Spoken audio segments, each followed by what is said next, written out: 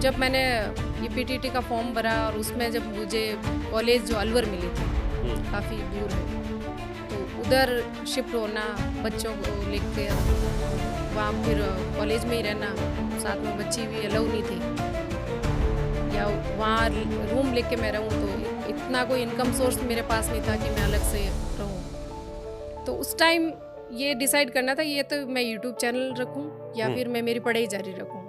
तो फिर मैंने बीएड को भी साइड में किया कि बीएड को छोड़ते हैं और यूट्यूब पे ही कंटिन्यू काम करते हैं। तो ऐसे बहुत सी चीज़ें हैं। और एक मेरी 10th के बाद मेरी जॉब भी लगी थी, उसको भी मैंने छोड़ा।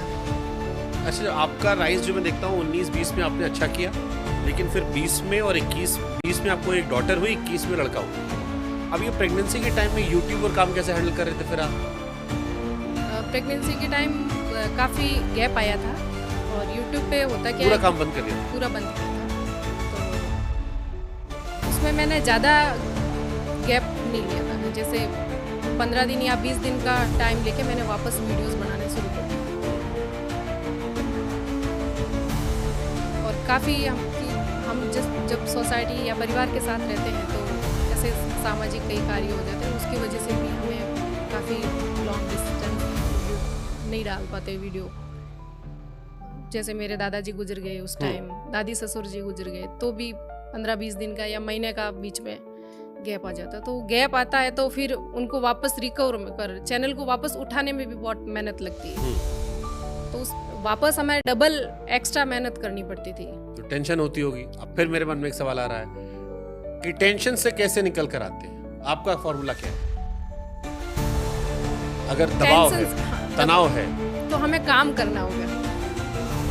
टेंशन लेके बैठने से कुछ नहीं होगा। अगर डाउन गया है चैनल तो उस पर काम करेंगे तभी। तभी। जिंदगी के हिसाब से बोलो, बहुत सारी लड़कियां राजस्थान में होंगी जो कहती होंगी यही हमारी किस्मत है, यही होगी, अब क्या करें, भगवान को कोस रहे। किस्मत ये नहीं है। किस्मत देखो, जो बीत गया वो तो हमारे हाथ में नहीं है, लेकिन आने वाला टाइम कैसा रहेगा वो तो आज हमारे हाथ में ना।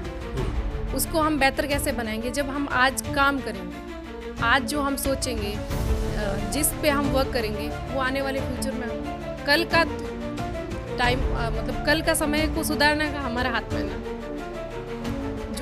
जो चला गया उसको दिमाग में ना रख के आने वाले टाइम को तो हम और बेहतर कैसे कर सकते हैं, उस पे काम करना होता है। मैंने देखा बहुत सारे सामाजिक कार्यक्रमों में जाते हो, कई जगह आप इंस्पिरेशनल स्पीच दे के आते हो, सामने से किसी ने आकर आप सबसे अच्छी बात क्या कही आपसे, जो आपको लगा कि अरे मुझे तो एहसास ही नहीं हुआ कि ये भी हो गया मेरी वजह से किसी के जीवन में? ऐसी काफ़ी महिलाएं आती हैं हमारे पास, जब उनको घर से भी मना कर देते हैं कि तुम नहीं करेगी, तो वो कभी अपने पिता को या कभी अपने हस्बैंड को लेके मेरे पास आते हैं, और वो जब मैं उनको समझाती हूँ और फिर वो आगे काम करते हैं, तो फिर कभी कहीं मिलते हैं ना, तो फिर वो हस्बैंड भी बोलते हैं कि आपने मुझे सही कहा, और वो महिला भी बहुत थैंक्स बोलती है कि आपने उस दिन थोड़ा समझाया और आज हम ये काम कर रहे हैं।